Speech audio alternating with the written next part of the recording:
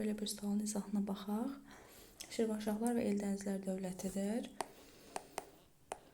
Araz çayının şimalda yaranması hər iki dövlətə aiddir. Şirvanşahlar 861-də, Eldənizlər isə 1136-cı ildə yaranmışdır. Böyük Səlcuq Sultanlığından asılı hala düşməsi Şirvanşahlar dövlətinə aiddir 1066-cı ildə. Xorasan, Rey, Həmədan vilayətlərinin tabe edilməsi Eldənizlər dövlətinə aiddir Əbu Bəkirin dövründə.